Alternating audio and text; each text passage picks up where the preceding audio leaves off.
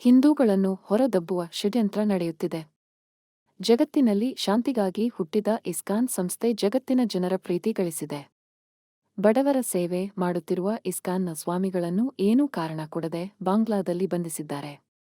ಅಲ್ಲಿನ ಸರಕಾರ, ನ್ಯಾಯಾಲಯ ಅಲ್ಲಿನ ಅಲ್ಪಸಂಖ್ಯಾತರಾದ ಹಿಂದೂಗಳ ವಿರೋಧಿಯಾಗಿದೆ. ಬಾಂಗ್ಲಾದ ಹಿಂದೂಗಳು ಶಾಂತಿಯಿಂದ ಬದುಕಲು ಅವಕಾಶ ನೀಡಬೇಕು. ಇಲ್ಲವಾದರೆ ಮುಂದಿನ ಪರಿಣಾಮಗಳಿಗೆ ಬಾಂಗ್ಲಾ ಸರ್ಕಾರವೇ ಹೊಣೆಯಾಗುತ್ತದೆ. ಬಂಧಿತರನ್ನು ಬೇಷರತ್ತಾಗಿ ಬಿಡುಗಡೆಗೊಳಿಸಬೇಕು ಎಂದು ಹೇಳಿದರು. ಧಾರ್ಮಿಕ ಮುಖಂಡ ಚಿನ್ಮಯ ಕೃಷ್ಣದಾಸ ಪ್ರಭು ಅವರನ್ನು ಬಿಡುಗಡೆಗೊಳಿಸಬೇಕು, ಬಾಂಗ್ಲಾದ ಹಿಂದೂಗಳಿಗೆ ರಕ್ಷಣೆ ಒದಗಿಸಬೇಕು ಎಂದು ಒತ್ತಾಯಿಸಿ ವಿಶ್ವ ಹಿಂದೂ ಪರಿಷತ್ ಬಜರಂಗದಳ ವತಿಯಿಂದ ಶುಕ್ರವಾರ ಮಂಗಳೂರಿನ ಮಿನಿ ವಿಧಾನಸೌಧದ ಎದುರು ಪ್ರತಿಭಟನೆ ನಡೆಯಿತು. ಮಾಳಿಲ ಶ್ರೀ ಮೋಹನದಾಸ ಸ್ವಾಮೀಜಿ, ಇಸ್ಕಾನ್ನ ಪ್ರೇಮಭಕ್ತಿ ಪ್ರಭು, ಓಂ ಶ್ರೀ ಮಠದ ವಿದ್ಯಾನಂದ ಸರಸ್ವತಿ ಸ್ವಾಮೀಜಿ, ಇಸ್ಕಾನ್ನ ಸಚ್ಚಿದಾನಂದ ಅತಾದಾಸ್ ಪ್ರಮುಖರಾದ ಗೋಪಾಲಕುತ್ತಾರ್, ಎಚ್. ಕೆ. ಪುರುಷೋತ್ತಮ, ಕೃಷ್ಣ ಪ್ರಸನ್ನ, ಶಿವಾನಂದ ಮೆಂಡನ್, ಪೊಳಲಿ ಗಿರಿ ಪ್ರಕಾಶ್ ತಂತ್ರಿ, ಭುಜಂಗ ಕುಲಾಲ್ ಪುನಿತ್ ಅತ್ತಾವರ, ಶರಣ್ ಪಂಪ್ವೆಲ್, ಗಣೇಶ್ ಪೊದುವಾಳ್, ಶಕೀಲಾ ಕಾವಾ, ಪ್ರೇಮಾನಂದ ಶೆಟ್ಟಿ ಮತ್ತಿತರರು ಭಾಗವಹಿಸಿದ್ದರು. हे परसिद्ध जगत बुझियो ग्रह तुम्हारे तेते, राम दुबारे तुम रखवारे, हो तनहा ज्ञा बिनु पैसारे, सब सुख लहे तुम्हारे शरणा, तुम रक्षक काहू को डरना, आप न तेज समारो आपे. ಕೃಷ್ಣ ಪ್ರಜ್ಞೆಯ ಮೂಲ ಬಾಂಗ್ಲಾದೇಶ ಹೇಳ್ಬೋದು. ಯಾಕೆಂದರೆ 500 ವರ್ಷದ ಹಿಂದೆ ಚೈತನ್ಯ ಮಹಾಪ್ರಭು ಈ ಕೃಷ್ಣ ಪ್ರಜ್ಞೆ ಆಂದೋಲನವನ್ನು ಶುರು ಮಾಡಿದ್ದಾರೆ. ಹಾಗೆ ಚೈತನ್ಯ ಮಹಾಪ್ರಭು ಆಗಲಿ, ನಮ್ಮ ಎಲ್ಲ ಚೈತನ್ಯ ಮಹಾಪ್ರಭು ಸಂಗಡಿಗರು, ಅಸೋಸಿಯೇಟ್ಸ್, ಅವರು ಮೂಲತಃ ಬಾಂಗ್ಲಾದೇಶದಿಂದಲೇ ಬಂದವರು. ಹಾಗಾಗಿ ಬಾಂಗ್ಲಾದೇಶಕ್ಕೆ ನಮಗೆ ಡೀಪ್ ಕನೆಕ್ಷನ್ ಉಂಟು ಬಾಂಗ್ಲಾದೇಶದಲ್ಲಿ. ಮತ್ತು ನಮ್ಮ ಇಸ್ಕಾನ್ನಲ್ಲಿ ಈಗ ಆಲ್ಮೋಸ್ಟ್ ಜಾಸ್ತಿ ಡಿವೋಟೀಸ್, ಡಿಸೈಬಲ್ಸ್ ಇರುವಂಥದ್ದು ಬಾಂಗ್ಲಾದೇಶದಲ್ಲಿ. ಹಾಗೆ ಬಾಂಗ್ಲಾದೇಶದಲ್ಲಿ ನಾವು ಮೈನಾರಿಟಿ ಆಗಿರ್ಬೋದು, ಆದರೆ ಕೃಷ್ಣ ಪ್ರಜ್ಞೆ ಆಂದೋಲನವು ತುಂಬ ಚಂದ ರೀತಿಯಲ್ಲಿ ನಡೀತಾ ಉಂಟು. ಹಾಗಾಗಿ ಇವತ್ತಿನ ದಿವಸ ನಮಗೆಲ್ಲರಿಗೂ ಗೊತ್ತುಂಟು, ಅಲ್ಲಿ ಗೌರ್ಮೆಂಟ್ ಚೇಂಜ್ ಆಯಿತು. ಹಾಗಾಗಿ ಈಗ ಬಂದ ಸರ್ಕಾರ ಏನೋ ಒಂದು ತಪ್ಪು ಮಾಡ್ತಾ ಇದ್ದಾರೆ. ಹಾಗಾಗಿ ನಮ್ಮ ವಿನಂತಿ ಅಂತಂದರೆ ಬೇಕಾದಂಥ ಒಂದು ದುರಂತ ಇವತ್ತು ಬಾಂಗ್ಲಾದೇಶದಲ್ಲಿ ನಡೀತಾ ಇದೆ. ಹಿಂದೆ ಕಾಶ್ಮೀರದಲ್ಲಿ ನಡೆಯಿತು, ಬೇರೆ ಬೇರೆ ಭಾಗದಲ್ಲಿ ನಡೀತಾ ಬಂದಿದೆ.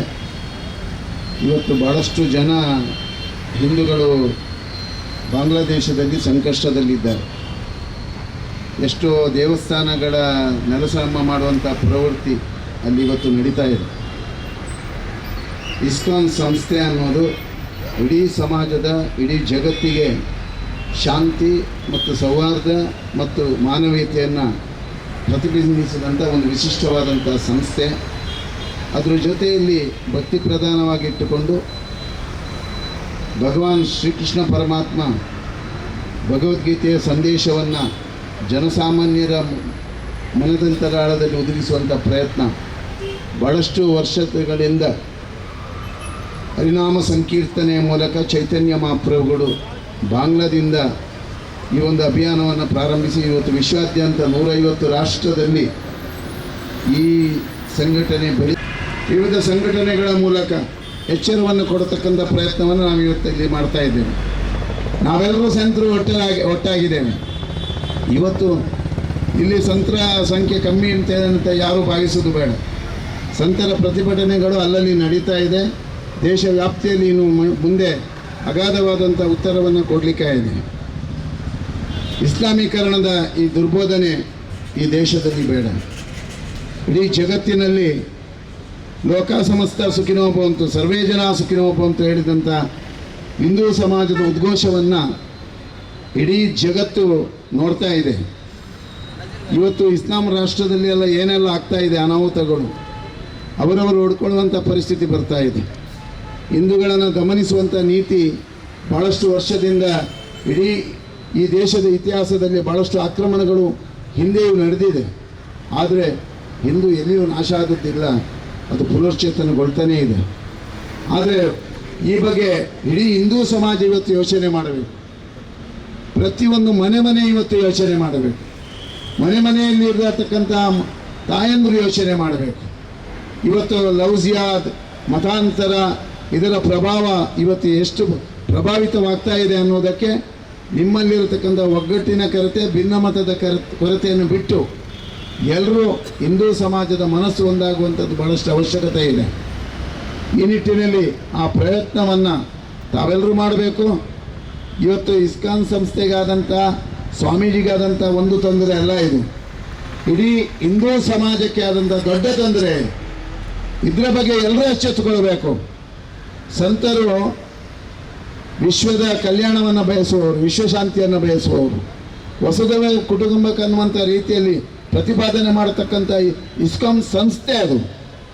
ಇಡೀ ಜಗತ್ತನ್ನು ವಸುದೈವ ಕುಟುಂಬವನ್ನು ಅಂತ ರೀತಿಯಲ್ಲಿ ಉದ್ಘೋಷವಾಗಿ ಮಾಡಿದಂಥ ಒಂದು ವಿಶಿಷ್ಟವಾದಂಥ ಸಂಸ್ಥೆಯ ಒಂದು ಸ್ವಾಮೀಜಿಯವರನ್ನು, ಸಂತರನ್ನು ವಂದಿಸುವುದು ಅಂತ ಹೇಳಿದರೆ ಇದು ಬಾಂಗ್ಲಾದ ಆ ಸರ್ಕಾರದ ಅಂಧಪತನಕ್ಕೆ ಇದು ನಾಂದಿ ಆಗುತ್ತೆ.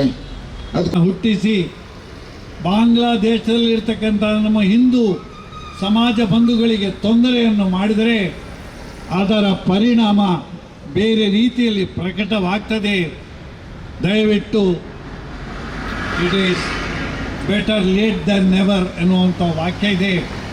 ತಡವಾಗಿ ಆದರೂ ಕೂಡ ಬಾಂಗ್ಲಾದೇಶೀಯರು, ಅಲ್ಲಿಯ ಭಯೋತ್ಪಾದಕ ಸಂಘಟನೆಗಳು, ಅಲ್ಲಿಯ ಸರಕಾರ, ಅಲ್ಲಿಯ ಒಂದು ನ್ಯಾಯಾಲಯ ಇದನ್ನು ಮನಗಂಡು ಬಾಂಗ್ಲಾದೇಶದಲ್ಲಿರತಕ್ಕಂಥ ಸಮಸ್ತ ಹಿಂದೂಗಳಿಗೂ ಕೂಡ ಅನ್ಯರ ಜೊತೆ ಸರಿ ಸಮಾನವಾಗಿ ಶಾಂತಿಯಲ್ಲಿ ಬದುಕುವಂತಹ ಅವಕಾಶವನ್ನು ಕೊಡಿ. ಅದು ಕೊಡಲಿಕ್ಕೆ ನಿಮಗೆ ಸಾಧ್ಯ ಆಗದಿದ್ದರೆ ಮುಂದೆ ನಡೆಯತಕ್ಕಂತಹ ಪರಿಣಾಮಗಳಿಗೆ, ಭಾರತದಲ್ಲಿ ಇತರ ಕಡೆ ನಡೆಯತಕ್ಕಂತಹ ಪರಿಣಾಮಗಳಿಗೆ ನೀವೇ ನೇರ ಹೊಣೆ ಆಗ್ತೀರಿ ಎನ್ನುವ ಮಾತು